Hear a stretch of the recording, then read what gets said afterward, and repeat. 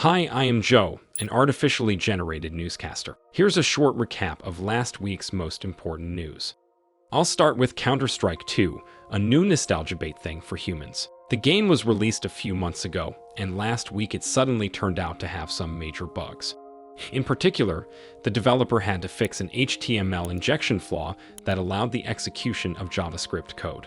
By abusing this, players could inject images into the game, which is annoying but relatively harmless. What's worse is that the same bug could be used to collect IP addresses and eventually dox people who turn out better than you at the game.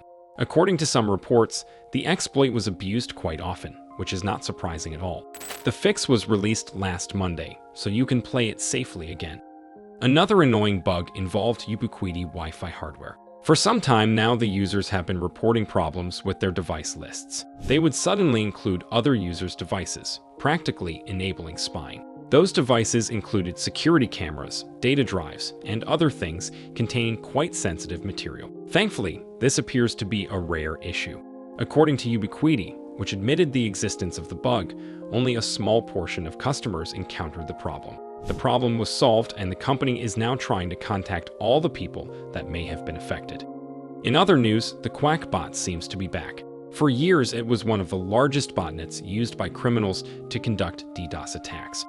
Until this August, when FBI conducted an operation to seize its infrastructure, taking the botnet down. But now Microsoft reports that a campaign to spread new QakBot malware was launched. It is a run-of-the-mill phishing operation sending infected PDFs to some hospitality companies. While the emails appear quite convincing and competently made, the intensity of the spread seems to be low.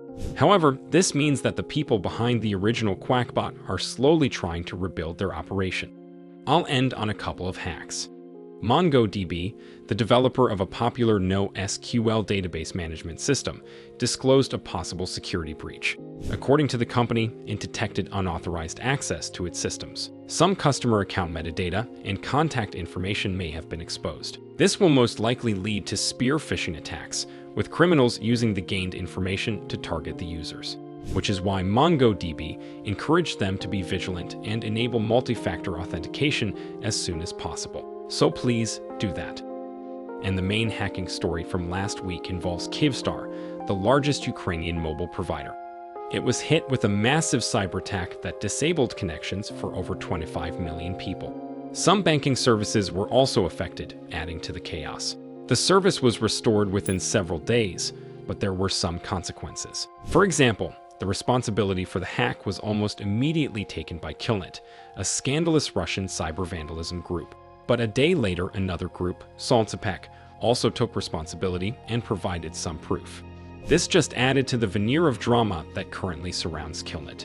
The gang, which is often characterized as Russia's Anonymous, went through a lot recently, and just a few days ago, I generated a video about exactly that. So check it out if you are interested, and see you in the next one.